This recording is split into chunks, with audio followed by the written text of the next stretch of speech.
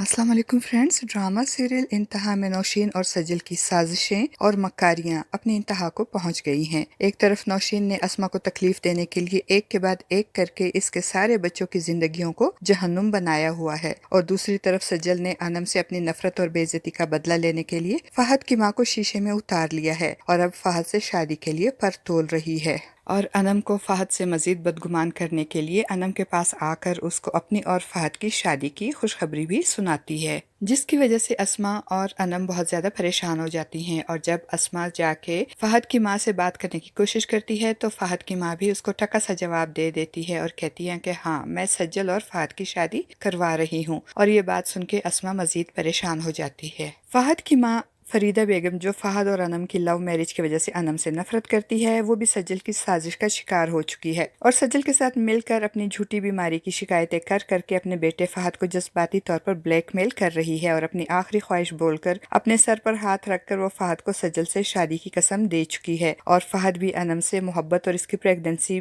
के बारे में जानने के बावजूद अपनी माँ के हाथों ब्लैकमेल हो गया है और इनकी आखिरी ख्वाहिश के सामने सर झुकाकर सज्जल से शादी की बात सुनकर खामोश तो हो जाता है मगर इनकार नहीं करता। और दूसरी तरफ ज़ैनब, जो पहले ही अपने बांझपन का कसूरवार अरूसा को ठहराकर इससे नफरत करती है और हर वक्त नवीद की तवज्जो हासिल करने के लिए उससे शिकवे शिकायत भी करती रहती है, अब जब से नवीद और इसकी पुरानी क्लास फेलो हानिया की दोस्ती और बेतकल्लुफी देखती है तो मजीद इनसिक्योर हो जाती है। वो एक तरफ तो नवीद को खूब बातें सुनाती है और दूसरी तरफ नवीद की फ्रेंड को कॉल करके उसकी भी खूब इंसल्ट करती है और कहती है कि तुम क्यों मेरे शोहर के पीछे हाथ धोकर पड़ चुकी हो। तो ज़ैनब की इस तरह इल्जाम तराशी पे हानिया भी खामोश नहीं रहती, बल्कि वो भी ज़ैनब को खरी खरी सुनाकर इसकी तबीयत साफ कर देती है और कहती है कि मुझे ना तो मर्दों की कमी है और ना ही मुझे शौक है किसी शादीशुदा मर्द के पीछे पड़ने की, इसलिए मुंह संभाल कर मुझसे बात करो। और जब हानिया ये बात नवीद को बताएगी तो नवीद हानिया के सामने बहुत एम्बेरसमेंट फील करेगा और घर जाकर सारा गुस्सा ज़ैनब पर उतारेगा, जिसके बाद ज़ैनब नाराज होकर अपनी माँ के घर चली जाएगी और अस्मा बेचारी, जो